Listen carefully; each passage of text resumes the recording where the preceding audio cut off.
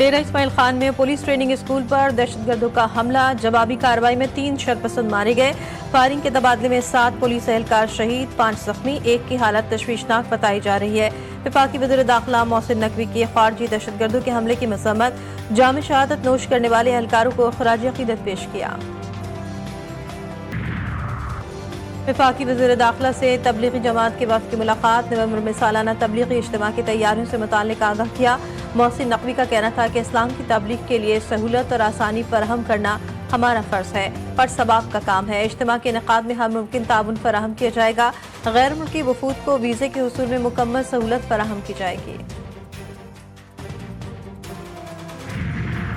غزہ میں جنگ بندی پر عمل درآمد، حالات معمول پر آنے لگے۔ ہزاروں بے گھر فلسطینیوں کی شمالی علاقوں میں واپسی۔ دوسری جانب حماس، اسلامی جہاد اور PFLP نے غزہ پر کسی بھی غیر ملکی سرپرستی کا الزام مسترد کر دیا۔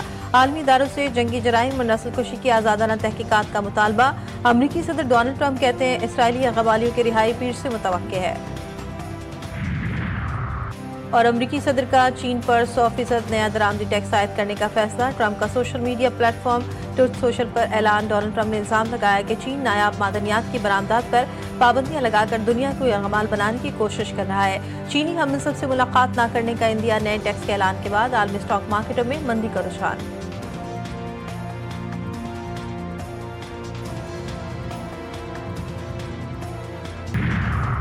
ایران کے ساتھ جنگ نہیں چاہتے، اسرائیل کا صدر پیوٹن کے ذریعے پیغام۔ روسی صدر نے کہا اسرائیل نے پیغام دیا ہے کہ وہ تصادم نہیں چاہتا، کشیدگی میں کمی اور ایران کے ساتھ مسائل کو سفارتی طور پر حل کرنا چاہتا ہے۔ پیوٹن نے ایران کے جوہری پروگرام سے متعلق خدشات کا واحد حل سفارتکاری اور مذاکرات میں ہے، اس کے علاوہ کوئی معقول متبادل موجود نہیں۔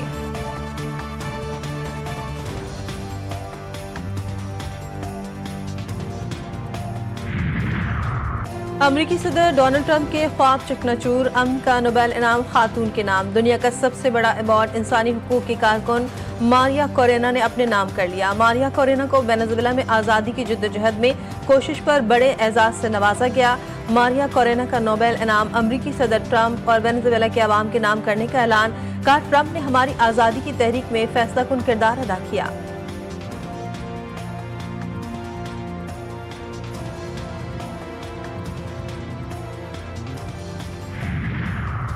بھارت کا کابل میں اپنا سفارت خانہ دوبارہ کھولنے کا اعلان۔ وزیر خارجہ ایس جے شنکر نے افغان ہم منصب امیر خان متقی سے ملاقات میں کہا کہ بھارت جلد افغانستان میں اپنی تکنیکی مشن کو سفارت خانے کی سطح پر اپ گریڈ کرے گا۔ دہشت گردی دونوں ملکوں کے لیے مشترکہ خطرہ ہے، اس سے مل کر نمٹیں گے۔ امیر خان متقی کا کہنا ہے افغانستان انڈیا کو قریبی دوست کے طور پر دیکھتا ہے اور اس بات کی یقین دہانی کرائی گئی کہ افغانستان کی سرزمین کسی دوسرے ملک کے خلاف استعمال نہیں ہونے دی جائے گی۔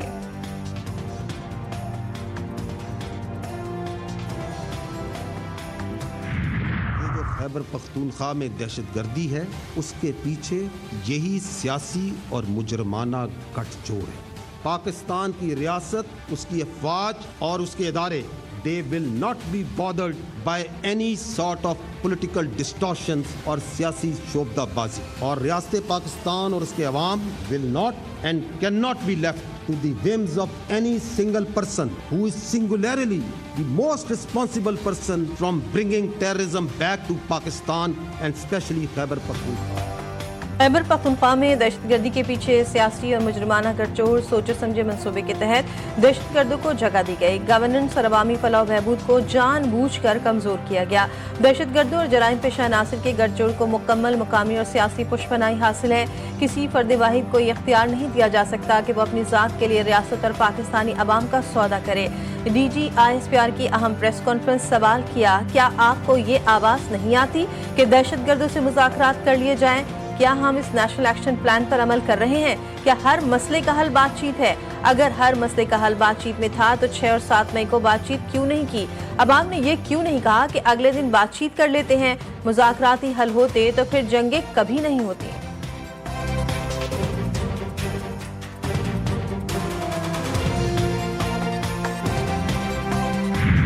اب سٹیٹس کو نہیں چلے گا۔ جو شخص یا گروہ کسی مجبوری کی وجہ سے یا اپنے فائدے کی وجہ سے خارجیوں کی سہولت کاری کر رہا ہے، اس کو پاس 3 واضح چوائسز ہیں۔ اول کہ وہ خود ان خارجیوں کو ریاست کے حوالے کر، یا پھر وہ دہشت گردی کے خلاف کارروائیوں میں ریاست کے اداروں کے ساتھ مل کر اس ناسور کو اپنے انجام تک پہنچائے تاکہ معصوم عوام کو نقصان نہ ہو۔ اگر یہ دونوں کام نہیں کر لیں تو پھر خارجیوں کے سہولت کار ہوتے ہوئے ریاست پاکستان کی طرف سے بھرپور ایکشن کے لیے تیار ہو جائے۔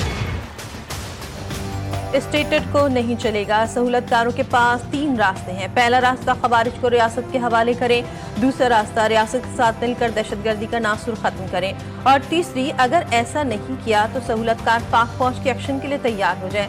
D G I S P R کا واضح اور دو ٹوک پیغام۔ لیفٹیننٹ جنرل احمد شریف چودھری نے کہا، ہمیں اپنی سیاست میں نہ لائیں، فوج کو گھٹیا بیان بازی اور گمراہ کن پروپیگنڈے سے دور رکھیں، چاہے وہ کوئی بھی ہو، کسی بھی عہدے پر ہو۔ اگر وہ دہشت گردوں کی سہولت کاری یا معاونت کر رہا ہے تو اس کے لیے زمین تنگ کر دی جائے گی۔ 9 مئی فوج کا نہیں، عوام کا مقدمہ ہے۔ ایسے واقعات کے ذمہ داروں کو انجام تک پہنچانا ہوگا۔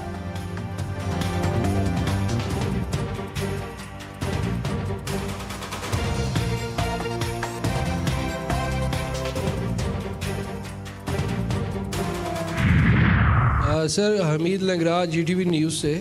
اس بیانیے کو اب آپ ریاست یا حکومت ختم کرنے کے لیے جن ایشوز کی آپ بات کر رہے تھے، گورننس پوائنٹس آپ بتا رہے تھے، کیا ان ایشوز کو بھی آپ ریاست یہ ریکمینڈ کرے گی ان اداروں کے کہ مختلف ایشوز کے اوپر بات کی جائے، نہ صرف پولیٹیکل پوائنٹ سکورنگ اور ویسٹ آف ٹائم کیا جائے؟ ہم ایک ریاست کا ادارہ ہے، جس طرح ہماری کوئی ایتھنک اور ہماری کوئی ریلیجس کوئی پریفرنس نہیں ہے، ہماری کسی قسم کی کوئی پولیٹیکل پریفرنس نہیں ہے۔ ہمارے لیے تمام سیاستدان قابل احترام ہیں، لیکن آپ کی سیاست ریاست سے اوپر نہیں۔ جی ٹی وی نیوز کے نمائندے حمید لنگرا کے سوال پر D G I S P R کا تفصیلی جواب۔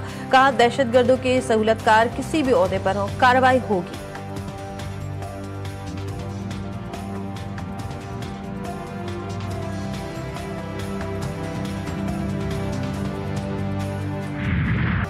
سابق D G I S I فیض حمید سے متعلق صحافی کا سوال۔ ترجمان پاک فوج نے واضح کیا کہ پاک فوج میں خود احتسابی کا عمل بہت مربوط اور اچھا ہے۔ فوج میں خود احتسابی کا عمل محض الزامات پر کام نہیں کرتا، الزامات ثابت ہو جائیں پھر سزا دی جاتی ہے۔ جس کا ٹرائل ہو رہا ہے وہ سابق D G I S I ہیں، اور یہ انتہائی اہم نوعیت کا معاملہ ہے جس کا ایک قانونی طریقہ کار ہے۔ سب کو اندازہ ہونا چاہیے اس معاملے میں انصاف کے تمام تقاضے پورے ہوں گے۔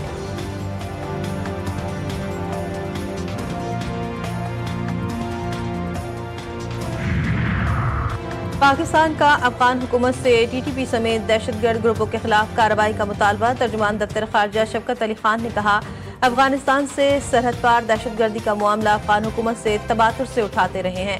پاکستان افغانستان کی خود مختاری کا احترام کرتا ہے۔ ہم افغانستان پر زور دیتے ہیں کہ افغان سرزمین پاکستان کے خلاف استعمال نہ ہو۔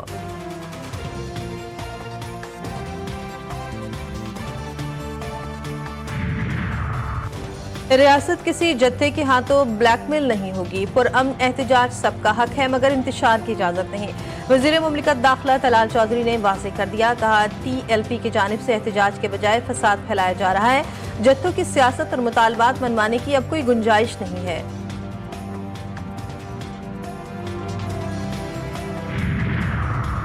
وزیر داخلہ محسن نقوی اور وزیر مملکت طلال چودھری کا فیض آباد کا دورہ۔ مختلف علاقوں میں سیکورٹی انتظامات کا جائزہ لیا۔ محسن نقوی کی اسلام آباد پولیس اور فیڈرل کانسٹیبلری کے جوانوں سے ملاقات۔ پولیس اور ایف سی کے جوانوں کے جذبے کو سراہا۔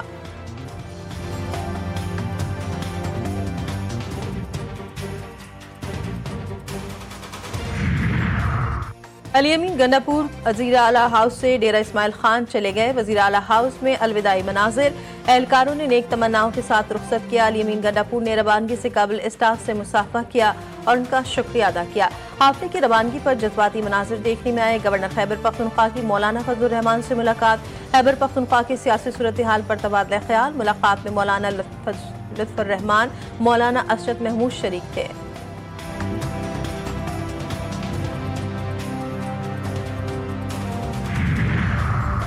کراچی میں ڈکیتی کے دوران ایک اور نوجوان اپنی جان سے گیا۔ سپر ہائی وے کے قریب عدنان مکسی نامی نوجوان کو یرغمال بنا کر قتل کیا گیا۔ پولیس کی کارروائی کے دوران چاروں ملزمان پولیس مقابلے میں مارے گئے۔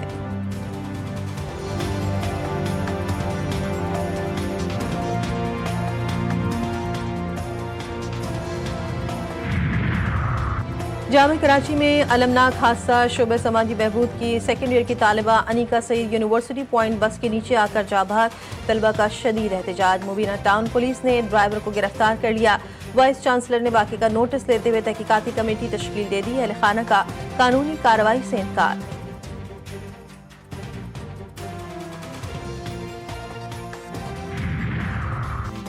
विमेंस वर्ल्ड कप के अहम मैच में न्यूजीलैंड ने बांग्लादेश को 100 रन से शिकस्त दे दी। बांग्लादेश की टीम 228 रन के ताक़ुब में 127 रन पर ढेर हो गई।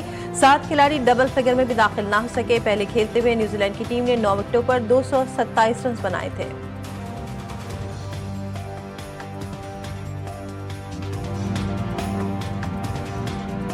और लेजेंड अदाकार अमिताभ बच्चन ने जिंदगी की 83 बहारें देख ली। अमिताभ ने अपनी बेहतरीन अदाकारी से पूरी दुनिया में शोहरत हासिल की। 150 से ज़ायद फिल्मों में अदाकारी के जौहर दिखाए।